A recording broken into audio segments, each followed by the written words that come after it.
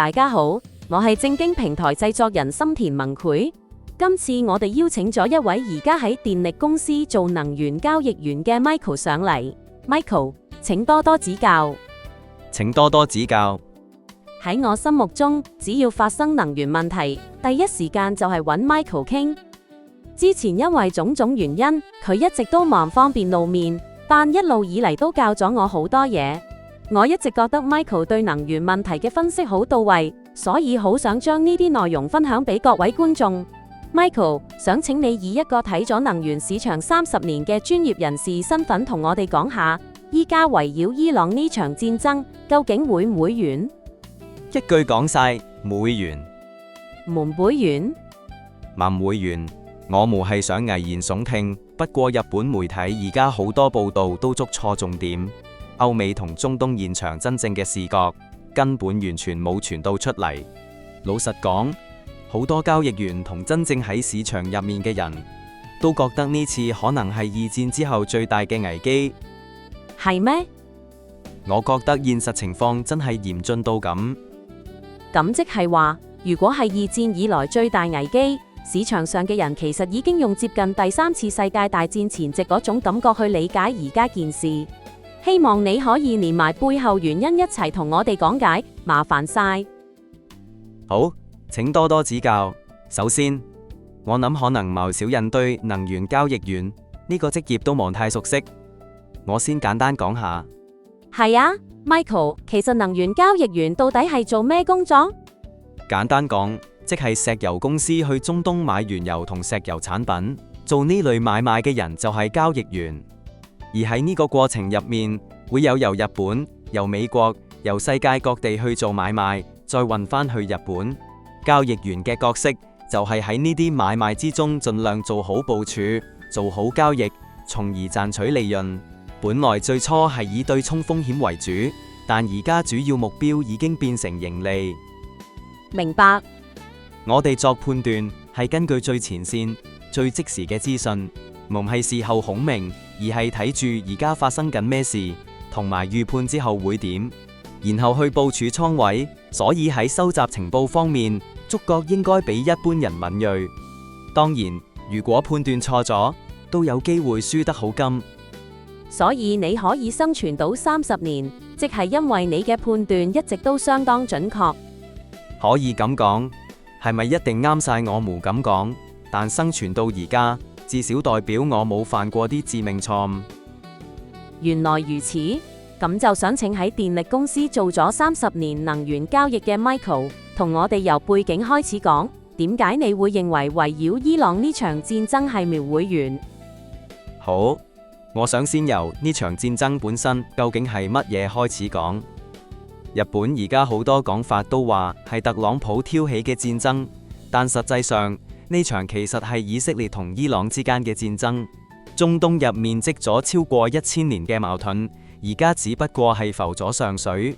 我覺得今次就係本來冇人應該隨便插手嘅地方。美國總統特朗普喺以色列推動之下踩咗入去，先至搞成今日咁。即係某程度上係特朗普總統俾以色列帶住走咗。呢一點其實係日本人最難理解嘅地方。以色列呢個國家係由流浪世界各地幾百年嘅猶太人建立出嚟嘅。對以色列人嚟講，保住自己建立出嚟嘅國家係最重要嘅事。正因為佢哋係建基於全世界都冇有人真正保護我哋呢個前提之上立國，所以佢哋最大原則就係喺俾人打之前，自己先出手。即係唔係等人打到嚟先防守？佢哋嘅第一原則係自己要生存，所以主張先發制人。而最典型代表就係內塔尼亞胡總理。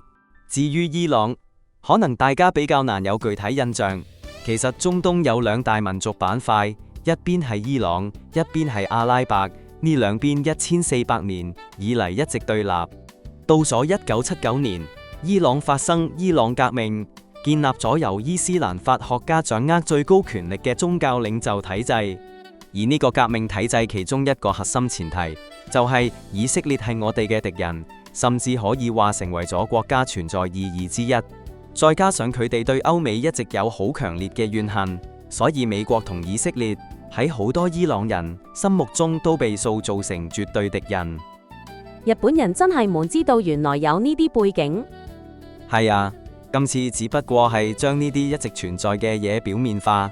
至於點解美國會捲入去，就要講到美國入面有所謂福音派呢個基督教派別，人數大約有9000萬，差唔多等於美國人口1/4。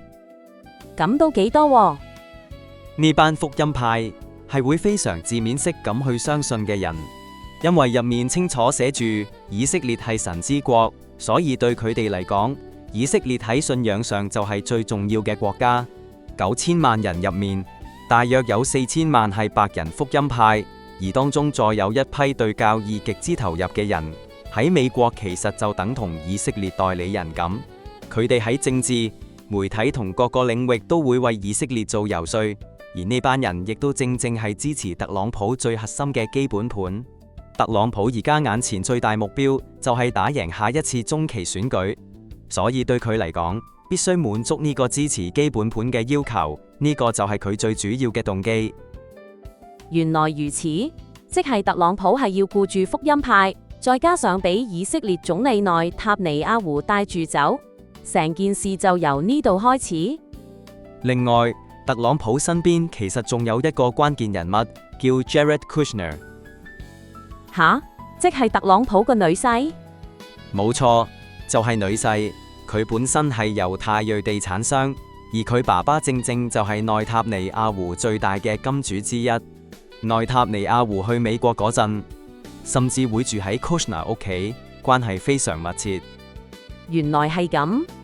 而家嘅特朗普比起能力更信自己人，中意用親信做身邊人。Kushner 係同佢最近嘅人之一，幾乎所有事都會喺旁邊扶住佢。換句話講，內塔尼亞胡嗰邊嘅資訊未必一定經 CIA、FBI 呢啲正式渠道，而係可以透過 Kushner 直接傳到特朗普耳仔入面。呢個結構我真係之前冇意識到，幾得人驚。我認為呢個就係點解以色列今次可以推得喐美國嘅最大背景，即係成件事某程度上已經變咗家族生意咁。我再整理一下。其實以色列同伊朗多年嚟關呢個結構，我真係之前冇意識到，幾得人驚。我認為呢個就係點解以色列今次可以推得喐美國嘅最大背景，即係成件事某程度上已經變咗家族生意咁。我再整理一下，其實以色列同伊朗多年嚟關係一直都好差，而以色列一直都有諗過要對伊朗作核攻擊。站喺伊朗角度，佢哋就想先發制人。今年1月，伊朗國內開始出現反體制力量嘅動向，伊朗當局將呢件事視為國家可能崩潰嘅先兆，所以打算一口氣先出手。至於特朗普，佢又想贏選舉，而呢場仗好快打完，你只需要幫一幫手呢種講法，我覺得就係推動特朗普落場嘅一大原因。不過由特朗普總統角度嚟睇，之前無論係對委內瑞拉馬杜羅總統施壓，定係突然重手打擊墨西哥毒販高層，都好似一件接一件有成果，所以佢可能會覺得今次應該都可以照樣好快搞掂。我都係咁睇，某程度上呢啲前面嘅成功令特朗普今次判斷得太樂觀，呢個就係今次戰爭開始嘅背景。跟住落嚟有一點非常重要，就係美國同以色列其實都嚴重低估咗伊朗。伊朗曾經係波斯帝國，農業、天然資源都好豐富，係一個有深厚文明底蘊嘅國家，而且人口有9000萬。係，其實佢哋本來面係一個好戰民族，而家嘅結構係大概8000萬普通市民之上，有喺1979年伊朗革命之後建立起嚟，掌權嘅1000萬左右體制派，為咗保住自己權力，就對一般市民進行非常徹底嘅打壓。呢個體制係由宗教領袖掌握最高權力，而伊朗仲有2套軍事力量，正規軍大概有40萬人，而伊斯蘭革命衛隊即 IRGC 大概有10萬到20萬人。表面上 IRGC 規模未算特別大，但佢哋底下其實仲有數以百萬計嘅民兵組織。幾百萬？冇錯，你可以理解成一種現代版秘密警察體系。IRGC 嘅存在意義就係維持伊朗革命之後建立出嚟嘅體制。換句話講，佢哋最主要角色就係監視同鎮壓8000萬普通市民。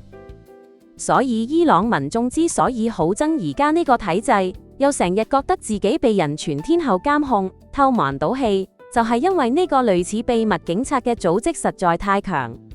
仲有，伊朗其實好聰明。佢哋會成日親自落場打仗。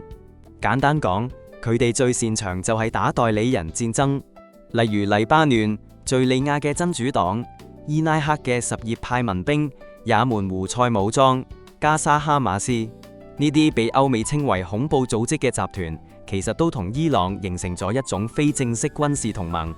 伊朗會提供武器、導彈導引裝置、無人機技術同資金，等於由佢哋代替伊朗去打仗。伊朗本身係咪都持有好多無人機？係，佢哋已經建立咗一套每個月可以生產1萬至2萬部無人機嘅體系，而且每部成本只係幾百萬日元左右。問題係，無人機可以源源不絕量產，但用嚟攔截無人機嘅導彈數量就冇咁容易追得上，所以一旦拖入消耗戰，美國都未必真係有壓倒性優勢。即係如果冇係短期決戰，反而會變成伊朗更加有利。再講多一點， IRGC 唔單止係軍隊，佢本身其實仲係一個超大型企業集團。吓？即係公司？係，佢哋手上有大型建設公司、石油、天然氣開發、港口建設等等國家級項目，幾乎全部都由佢哋承包。有講法話，相關企業群體加埋大概佔咗伊朗 GDP 3到4成，即係話 IRGC 嘅財力其實非常強。再加上後面有中國同俄羅斯，資金非常充足，技術力亦都唔差，甚至已經去到有能力做核開發嗰個等級。咁即係話，伊朗唔需要好似日本或者美國咁，要經國會批准先可以增加國防預算？完全唔需要，佢哋自己可以賺錢，自己可以做武器，所以唔使議會批准，都可以自己擴大生產能力去打仗。而且正因為曾經被經濟制裁，外資公司撤走之後，嗰啲企業營運最後全部都由 IRGC 接手。好諷刺地，歐美嘅經濟制裁反而令 IRGC 嘅財政實力更加壯大。呢個就好似俄烏戰爭嗰陣，麥當勞之旅撤出俄羅斯之後，當地人自己接手經營，最後仲賺到錢，個結構其實差唔多。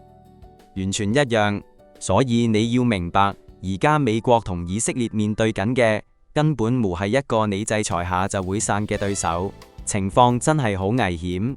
咁我再講講現況，今次戰爭一開始，伊朗最高領袖哈梅內伊就被殺。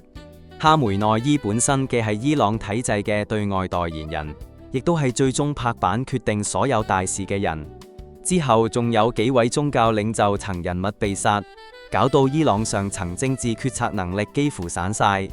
但另一方面， IRGC 嘅存在意義本來就係保體制，所以佢哋唔係一個會做政治判斷嘅組織。對佢哋嚟講，唯一目標就係自己生存落去。佢哋又有錢，又有盟友。冇錯，就算食咗好多導彈，實際損傷都未去到致命程度，而且每個月仲繼續大量生產無人機。時間拖得越長，對佢哋越有利。如果按時間線去睇，第一步就係伊朗實質上封鎖咗霍爾木茲海峽。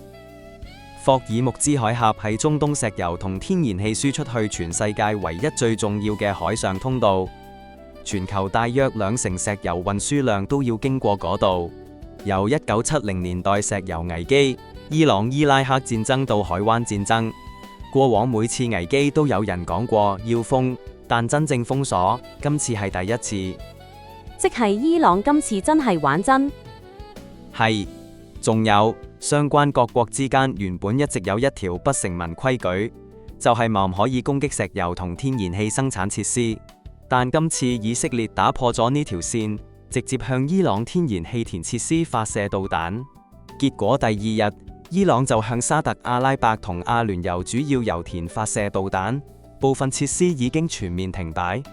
呢個就係第一個最唔應該踩落去嘅紅線。